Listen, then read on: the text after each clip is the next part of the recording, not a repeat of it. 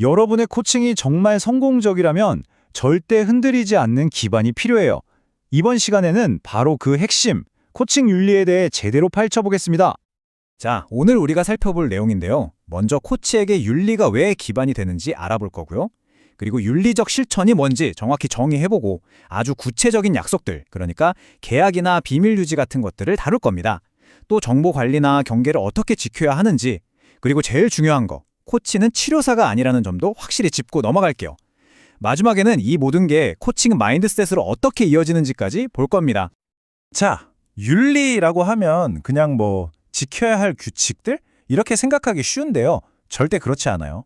사실 성공적인 코칭의 모든 것은요, 바로 이 윤리라는 단단한 땅 위에서 시작된다고 봐야 합니다. 왜 그런지 지금부터 한번 같이 보시죠. 이 문장 정말 중요하죠. 신뢰.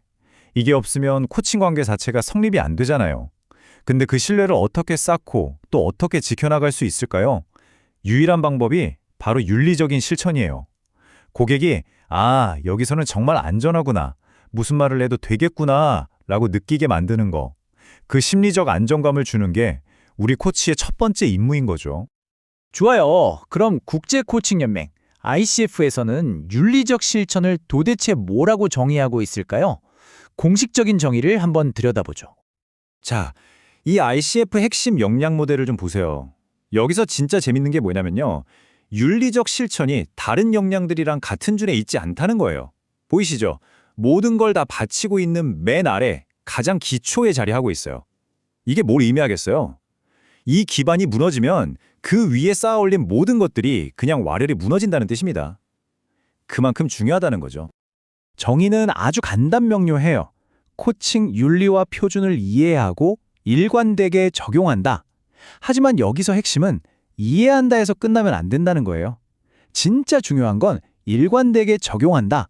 즉, 매 순간 모든 고객과의 관계 속에서 이 윤리를 몸소 실천하고 말 그대로 살아내는 것입니다. 이게 진짜 핵심이에요. 네, 그럼 이 윤리적 실천이라는 게 실제 현장에서는 어떻게 나타날까요? 아주 구체적인 약속의 형태로 드러나는데요. 그중에서도 가장 중요한 두 기둥, 바로 계약과 비밀 유지 이야기부터 시작해 볼게요. 우리가 낯선 곳으로 여행을 갈 때 지도가 꼭 필요하잖아요. 코칭이라는 여정도 똑같아요. 처음부터 명확한 지도를 가지고 시작해야 해요. 그게 바로 계약입니다. 앞으로 생길 수 있는 모든 오해나 갈등을 미리 막아주고 탄탄한 신뢰의 여정을 시작하게 하는 첫 단추인 셈이죠. 여기서 정말 중요한 게 몇 가지 있어요. 첫째, 코칭이 뭔지, 어떤 가치가 있는지 확실히 설명해야 하고요. 코치, 고객, 그리고 스폰서가 있다면 각자의 역할과 책임이 뭔지 명확히 해야 합니다. 또 비용이나 일정 같은 현실적인 부분도 투명하게 공개해야겠죠. 무엇보다 이 서비스에 뭐가 포함되고 뭐가 안 되는지, 그리고 스폰서와는 어떤 정보를 어디까지 공유할 건지 이걸 처음부터 딱 정하고 가야 해요. 여기서 하나라도 삐끗하면 신뢰에 금이 가기 시작하는 겁니다. 자, 그리고 계약만큼, 어쩌면 그보다 더 중요한 약속이 있습니다. 바로 비밀 유지죠. 이건 정말 코칭 관계에서 가장 신성한 약속이라고 할 수 있어요. 고객이 왜 우리 앞에서 자기 속 깊은 이야기를 꺼낼 수 있을까요? 이 이야기는 절대 밖으로 새어나가지 않을 거야 라는 굳건한 믿음, 바로 그거 하나 때문입니다. 그러니까 이건 그냥 입 무겁게 있는다 정도의 문제가 아니에요. 고객과 관련된 모든 정보, 모든 기록을 최고 수준으로 안전하게 지켜야 한다는 뜻이고요. 또 중요한 건 계약할 때 비밀 유지의 범위가 어디까지인지, 법적으로는 어떤 한계가 있을 수 있는지, 이런 것들을 처음부터 아주 명확하게 이야기해야 한다는 겁니다. 이게 바로 진짜 비밀 유지 존중이에요. 자, 계약이 코칭의 출생 신고 같은 거라면 진실성은 그 관계가 살아 숨쉬는 동안 계속 지켜져야 하는 약속입니다. 그러니까 코칭 여정 내내 정보는 어떻게 관리할지, 관계의 경계는 잘 지켜지고 있는지 끊임없이 돌아봐야 한다는 거죠. 요즘은 다 디지털 시대잖아요. 고객과의 대화 기록, 메모 같은 것들을 혹시 컴퓨터나 클라우드에 저장하시나요? 그렇다면 한번 생각해 보세요. 그 민감한 데이터들 어떻게 관리하고 계신가요? 바로 여기서 우리 코치들의 새로운 윤리적 책임이 시작됩니다. 이거 꼭 기억하셔야 해요. 우리가 코칭 세션 안에서 보여주는 전문성, 그리고 그 기록을 보관하고 관리하고 나중에 폐기하는 과정에서 보여주는 전문성은요, 똑같은 수준이어야 합니다. 그냥 흘려 쓴 메모 하나, 주고받은 이메일 하나까지도 전부 우리의 윤리적 책임 범위 안에 들어오는 거예요. 그리고 윤리는 또 우리에게 이런 걸 요구해요. 바로 코칭 관계 그 자체를 계속해서 돌아보라는 거죠. 지금 이 코칭이 정말 효과가 있나? 우리 관계는 건강한가? 이런 질문을 스스로에게 던지면서 아주 정직하게 바라봐야 한다는 겁니다. 그러니까 코칭 관계에 뭔가 변화가 생겼는지 항상 예민하게 알아차려야 하고요. 혹시라도 이해관계가 충돌할 만한 지점이 생기면 즉시 파악해야 합니다.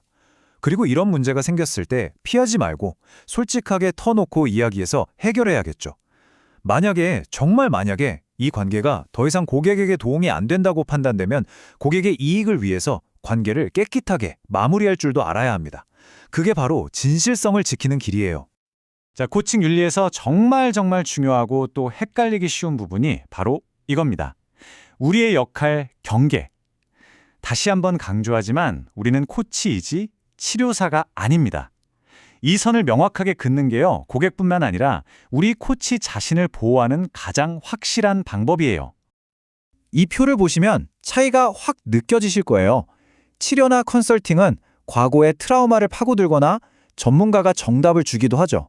어떤 문제를 진단하고 해결하는 데 초점이 맞춰져 있어요. 하지만 코칭은요, 우리는 현재와 미래에 집중합니다. 그리고 모든 답은 고객 안에 있다고 믿고 그걸 스스로 발견하도록 돕죠.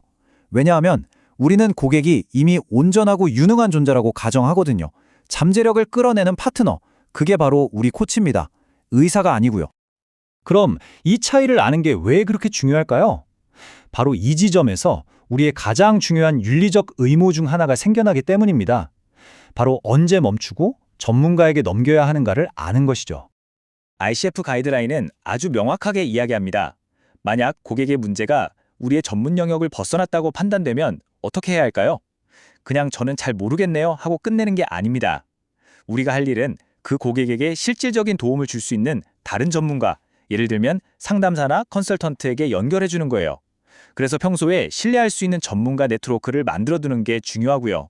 이게 진짜 프로다운 태도 아닐까요? 자, 지금까지는 윤리에 대한 여러 가지 구체적인 규칙들을 살펴봤어요. 그런데요, 진짜 윤리적인 실천은 이런 규칙들을 그냥 따르는 것, 그 이상을 의미합니다.